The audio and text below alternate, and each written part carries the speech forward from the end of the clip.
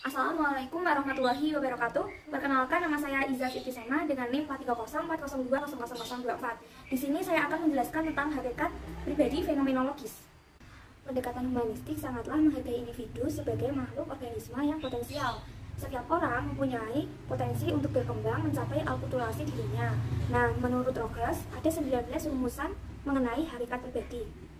Yang pertama adalah organisme berada di dalam dunia pengalaman yang terus-menerus berubah-ubah, di mana dia menjadi titik pusatnya. Jadi pengalaman adalah segala sesuatu yang berlangsung dalam diri individu pada saat tertentu, seperti proses kesan-kesan sensorik dan aktivitas-aktivitas motorik.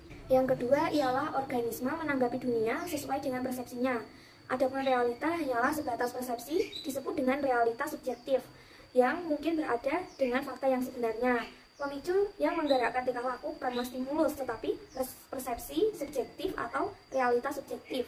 Yang ketiga ialah organisme memiliki kecenderungan pokok, yakni keinginan untuk mengaktualisasikan, memelihara, dan meningkatkan diri. Asalnya, aktualisasi diri itu mengikuti garis hereditas, tetapi ada terjadinya diferensiasi, sehingga pada orang dewasa aktualisasi dirinya itu bersifat otonom dan sosial. Yang keempat adalah organisme mereaksi medan fenomena secara total dan berarah tujuannya.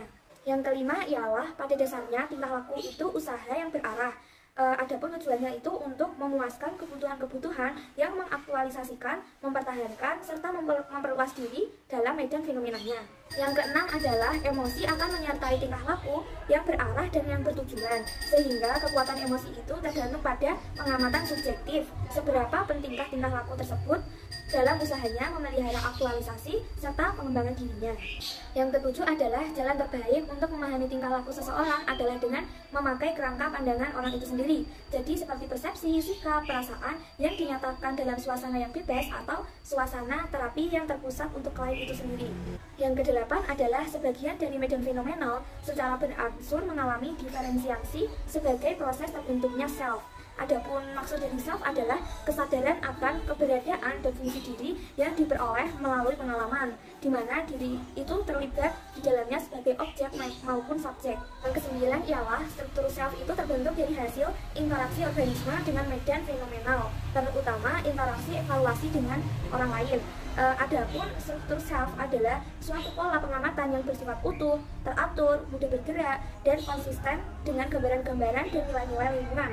Yang ke-10 adalah apabila terjadinya konflik-konflik antara nilai-nilai yang sudah dimiliki dengan nilai-nilai baru yang baru mau diinterogasi, maka organisme itu akan meredakan konflik tersebut dengan dua hal. Yang pertama adalah merevisi gambaran dirinya serta mengaburkan nilai-nilai yang semula ada di dalam dirinya.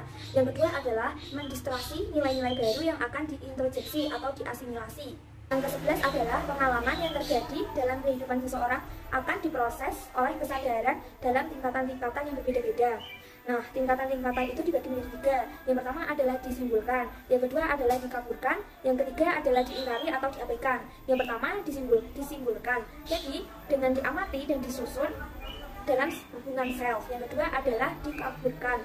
Jadi tidak ada hubungan dengan struktur self. Dan yang terakhir, yang ketiga, diingkari atau diabaikan. Jadi sebenarnya pengalaman itu disimpulkan tetapi diabaikan karena kesadaran tidak memperhatikan pengalaman itu, atau ingkar karena tidak konsisten dengan struktur self. Yang ke-12 adalah umumnya tingkah laku itu konsisten dengan konsep self. Jadi dengan merubah tingkah laku adalah merubah konsep self, sebagaimana yang dilakukan oleh Rogers dalam terapinya. Yang ke-13 adalah tingkah laku yang didorong oleh kebutuhan organis yang tidak dilambangkan, bisa tidak konsisten dengan self. Biasanya tingkah laku seperti itu dilakukan untuk memelihara gambaran dan tidak diakui sebagai pemilik atau bagian dari dirinya.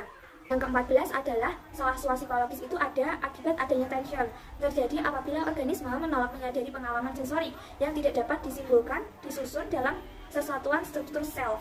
Yang ke-15 adalah penyesuaian psikologis terjadi apabila organisme dapat menampung atau mengatur semua pengalaman sensorik dalam hubungan yang humoris dalam konsep diri.